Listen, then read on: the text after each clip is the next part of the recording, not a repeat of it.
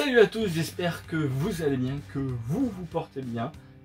On se retrouve pour un nouvel épisode de Débrief Comics. La semaine dernière, on avait parlé de Retour à Neverland de Tom Taylor et John Sommariva, ainsi que PTSD de Guillaume Singelin.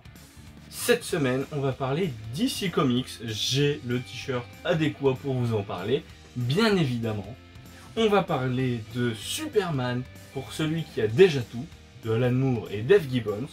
Et également de Batman Imposteur, avec Andrea Sorrentino au dessin et Mattson Tomlin au scénario.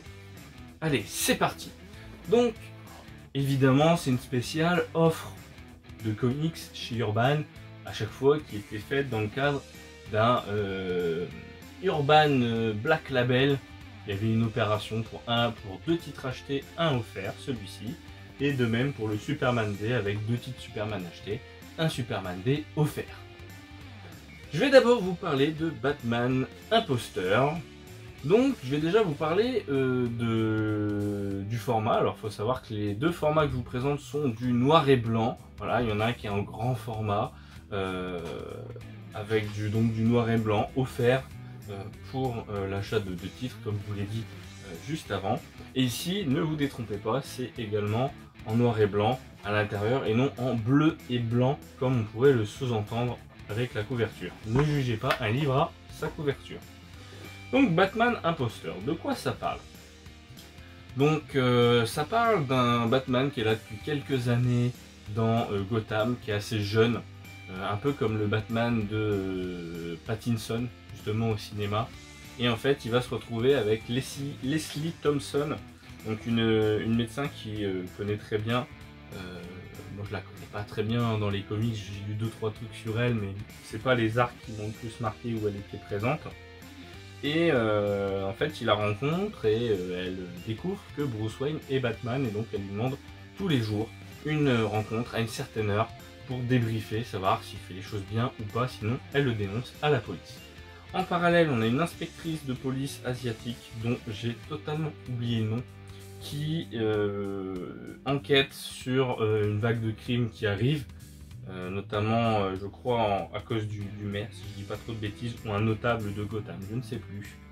Et en fait, donc ça se passe en 3 actes, et les cartes sont un peu posées sur le premier acte, et on finit par découvrir qu'il y a une vague de crimes qui vise des criminels qui sont exécutés, et pas par n'importe qui, par Batman. Et en fait, il s'avère que ce Batman est un imposteur, et donc Leslie ne comprend pas pourquoi Bruce Wayne ne vient plus au rendez-vous, et pourquoi il y a des crimes au nom de Batman. En même temps, on va découvrir des personnages avec Ratcatcher, et non Ratman, un personnage qu'on voit très peu finalement. Et s'ensuit toute une aventure que je ne vous raconterai pas au niveau de l'histoire, mais en tout cas le début du pitch se passe comme ça. A savoir que dans les éditions classiques, il y avait des couvertures originales de Liber Mero qu'on regrette un petit peu. Donc là je vais tout simplement vous donner mon avis sur la question, en sachant que c'est un titre que j'ai plutôt apprécié, en sachant que je ne suis pas un grand fan d'Andrea Sorrentino. Alors Mattson Tomlin, je ne le connais pas avant ce titre là. Mais l'histoire est sympa, voilà, c'est un truc que je lirai pas tous les jours, mais j'ai passé un bon moment, tout ce qui est dark, tout ça, c'est très bien.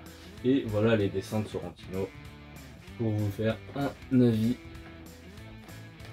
Et très sincèrement, le noir et blanc passe un peu mieux avec Sorrentino que la couleur. Je trouve toujours qu'il y a des couleurs assez ternes et sombres que je n'accroche pas à ces couleurs, en toute honnêteté. Et là c'est vrai que j'ai apprécié un peu mieux le trait du dessinateur, mais j'ai toujours un peu de mal avec ce côté ultra réaliste, voire copie de photo. Mais c'est loin d'être mauvais, hein, attention, juste je n'apprécie pas spécialement ce type de style de dessin, mais c'est pas pour autant que je regrette d'avoir lu ce titre. Bien au contraire, mon avis c'est que j'ai passé un bon moment, et une belle histoire, mais c'est pas non plus le Batman de l'année. Voilà, je suis content de l'avoir eu offert, j'aurais pas acheté le titre, je vous le recommande sans plus, c'est un bon titre sans plus, voilà, c'est à lire une fois, c'est pas le comics de l'année. Ensuite, on va donc parler de Superman, pour celui qui a déjà tout. Donc en fait c'est un récit en 48 pages, tout simplement. C'est une histoire par Dave Gibbons et Alan Moore. Donc c'est très bien parce que on a au final le retour des artistes qui étaient sur Killing Joke. Et on a des très chouettes dessins. Et en fait, de quoi ça parle? On a Superman qui fête son anniversaire. Et il y a Robin, le nouveau Robin, Batman et Wonder Woman qui vont à la forteresse de solitude.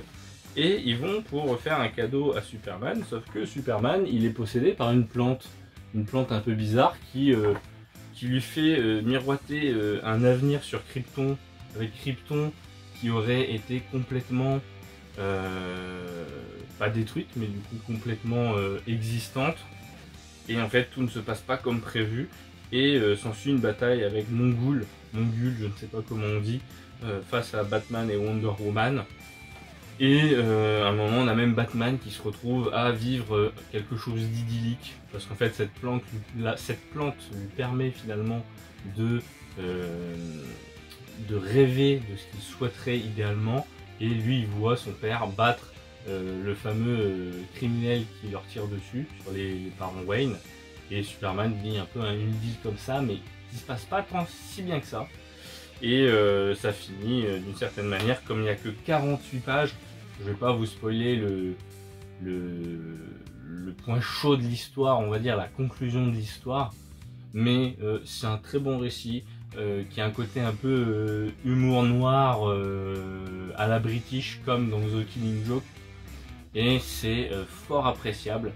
Donc c'est une bonne découverte sur un titre de Superman avec des très chouettes dessins, et voilà, bon, il n'y a pas grand chose à dire de plus. J'ai passé un bon moment et pour le coup j'ai fait une bonne découverte sur un titre de Superman. Sur ce, n'hésitez pas, si vous avez lu ces deux titres, de me dire ce que vous en avez pensé dans les commentaires. Vous connaissez la chanson à vos claviers. Si vous avez des questions, des remarques, tout ce que vous voulez, n'hésitez pas à me les balancer également dans les commentaires. Cet espace est libre pour dire tout ce que vous avez envie de dire.